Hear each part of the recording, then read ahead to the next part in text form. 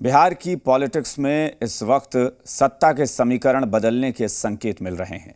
हालांकि ये संकेत सत्ता पक्ष की तरफ से नहीं दिए गए हैं, लेकिन विपक्ष ने जिस तरह से सत्ता पक्ष के एक धड़े यानी जेडीयू के प्रति अपना सॉफ्ट कॉर्नर दिखाया है, उसके बाद ऐसे सवाल उठने लगे हैं कि क्या आने वाले समय में वाकई सियासी समीकरण बदलने वाले हैं। क्या वाकई एनडीए में जो दो बड़े मुद्दों पर, जो बिहार के मुद्दे हैं, चाहे वो विशेष राज्य का दर्जा हो या जातीय जनगणना हो, इस मुद्दे पर एनडीए में जो दो फाड़ की स्थिति है, क्या वो अंतिम परिणाम तक पहुंच जाएगी और बीजेपी जेडीयू के रास्ते अलग हो जाएंगे। आरजेडी ने दरअसल ऑफर दिया है जेडीयू को। आरजेडी के प्रदेश अध्यक्ष जगदानंद सिंह के एक बयान ने सबको चौंका दिया।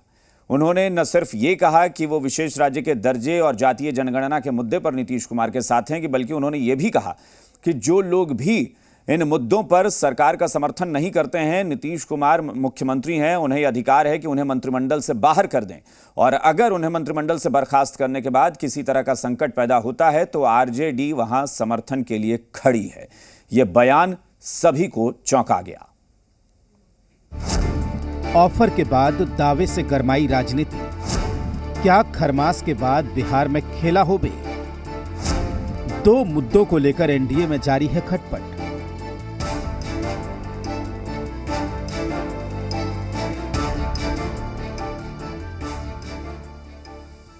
तो आप अपने को अकेला महसूस नहीं करेंगे। विधानसभा का सबसे बड़ा और सशक्त दल और महागठबंधन समर्थन करेगा आपका। उन्होंने कहा है कि हम साथ हैं, तो इस बात के लिए हम जगता बाबू का धन्यवाद करते हैं। अब बिहार में 14 जनवरी खरमास के बाद बड़ा खेला होगा। कहें कि दिलों और गठबंधन की दूरी जो 2015 में थी, 2017 में टूटी, लेकिन अब नहीं है। लेकिन कल जिस तरह से कहें कि राजद के प्रदेश अध्यक्ष हैं जगदानंद सिंह, उनका बयान आया, उसके बाद से तमाम चीज़ें आगे चलने और बढ़ने लगी, तो ये कह सकते हैं कि ये ऑफर पॉलिटिक्स अब चल रही है। तो क्या आरजेडी के ऑफर और दावे से जेडीयू को दो मुद्दे पर ताकत मिल गई है? क्या खरमास के बाद सियासी तस्वीर भी बदलेगी? बड़ा सवाल है जिस पर जेडीयू ने अभी चुप्पी साध रखी है, लेकिन आरजेडी के समर्थन का स्वागत किया है। अब राष्ट्रीय जनता दल के प्रदेश अध्यक्ष जगदा बाबू प्रेस वार्ता करके अपनी बात कहते हैं। अपनी बात का मतलब वही समझा सकते हैं, लेकिन हम लोगों ने कभी इन दोनों ही मुद्दों को पक्ष विपक्ष के नजरिए से या सरकार के नजरिए से नहीं देखा है। आम आवाम की यही इच्छा है और इसी वजह से इस मुद्दे के साथ मजबूती से जनता दल यूनाइटेड खड़ी है। दरअसल जातीय जनगणना और विशेष राज्य के दर्जे के मुद्दे पर बीजेपी ने अपना स्टैंड क्लियर कर दिया है कि वो सरकार के इस फैसले के साथ नहीं है, लेकिन बीजेपी सीधे सीधे इस मसले पर बात नहीं करना चाहती है।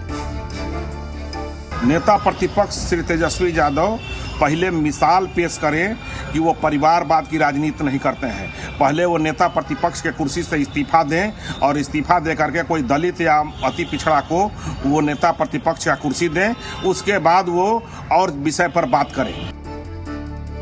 या फिर कहीं ऐसा तो नहीं कि सिर्फ चर्चा में रहने के लिए ऐसे ऑफर या दावे किए गए हों, क्योंकि आरजेडी तो पिछले साल कई बार ऐसे दावे कर चुकी है। तो फिर इस दावे में नई बात क्या है? कांग्रेस भी आरजेडी के दावे से इत्तेफाक नहीं रखती। जगदानंद सिंह जी कुछ भी बयान दें, उन्हें इन बातों को स्पष्ट करना होगा कि जेडीयू मूलतः एक ऐसी पार्टी है जिसने बिहार में भाजपा को आगे बढ़ाने का काम किया, और बीजेपी के एजेंडा को, नरेंद्र मोदी जी के एजेंडा को, आरएसएस के एजेंडा को बिहार में तेजी से फैलाने का कोई काम किया है, तो जनता दल यूनाइटेड है। अगर आप उनके साथ जाना ही चाह रहे हैं तो आपको इस संबंध में स्थिति को स्पष्ट करनी है।